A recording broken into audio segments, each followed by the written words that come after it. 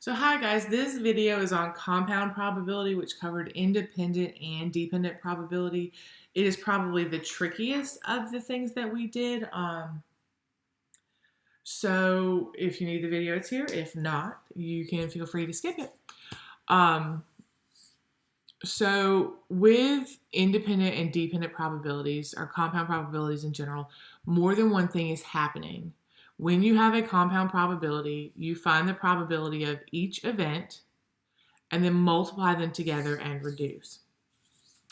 Independent probabilities occur when the first event has no outcome on the second event. So here, when we look at our spinners, spinning this first spinner will not affect our second spinner at all. So this is an independent activity or an independent probability. So when we look at it wants a probability that we're going to spin a multiple of 3 and then a right side. So guys, multiples of 3 are any numbers, like when you skip count up by 3. 3, 6, 9, 12, 15 are the ones we're looking at here. So there are 5 out of 16 multiples of 3. And then right side, we have right hand and right foot, so that's 2 out of 4. So our first probability is 5/16, because again, 3, 6, 9, 12, and 15 are 5 options out of 16 total. And then our second probability would be right side, that's 2 out of 4. When you multiply them together, you get 10/64, and that reduces to 5/32.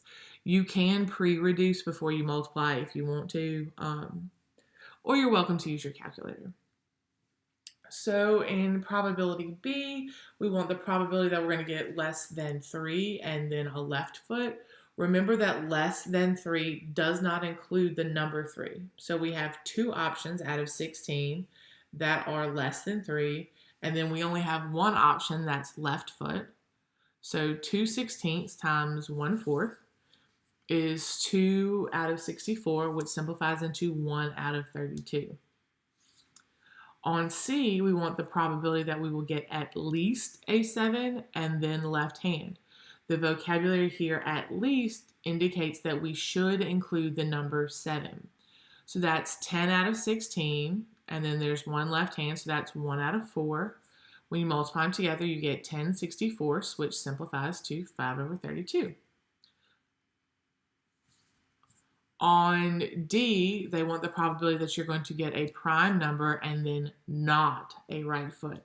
So guys, remember with prime numbers that 1 is neither prime nor composite. Prime numbers are numbers that are divisible only by 1 or themselves. So that means you can't divide it evenly by anything else. So our prime numbers are 2, 3, 5, 7, 11, 13. Which is 6 options out of 16. And then not right foot. So if we look at our second spinner, there are 3 options that are not right foot. So 6 out of 16 times 3/4 is 18/64, which simplifies to 9/32. On 8, they want a letter from the word confidence is chosen at random, then a card is drawn from a standard deck. What is the probability of getting a constant and then a red card or an ace? So here, there are 10 letters in the word confidence. 6 of them are constants. So our first probability is 6 out of 10. Then on the second probability, there are 52 cards in a deck of cards. Half of them are red. So that would be 26. But it says a red card or an ace. This number should be 28 because there are 26 red cards and then 2 aces that are black cards. Some of you will put 30 because you will say there are 26 red cards and there are 4 aces, which is true, but 2 of those aces are red and were already counted in the red card section. So you have to be super careful that you're not counting the same items more than once. Once you set up your probability though, 6/10 times 28 out of 52 is 168 out of 520, which simplifies to 21 out of 65. Number 9, in the last 10 presidential elections, the Democratic candidate has won 6 times in Michigan and 4 times in Ohio. What is the probability that the Democratic candidate wins both Michigan and Ohio in the next presidential election? So the past presidential elections, or the presidential election in Michigan has no bearing on the presidential election in Ohio. So these are also independent events. So the probability that he will win in Michigan is 6 out of 10, and the probability that he will win in Ohio is 4 out of 10. So when you multiply those together, you get 24 100ths, and which simplifies into 6 25ths. In example number 10, each homeroom must send 2 student representatives to each student council meeting. Mrs. Lincoln has 15 girls and 10 boys in her homeroom. If she randomly selects 2 students to attend the next meeting, find each probability. So these examples are a little more complicated because if you think about it, once she chooses the first student, it does affect her pool because she can't send the same student twice because you can't be in 2 places at once, of course. So the first probability sets up pretty easily. 15 out of 25 for A, because we want a probability of sending 1 girl and 1 boy. So the probability of sending 1 girl is 15 out of 25. Now, however, you have to take that 1 girl out of the pool. So now we only have 24 students left. 10 of them are boys.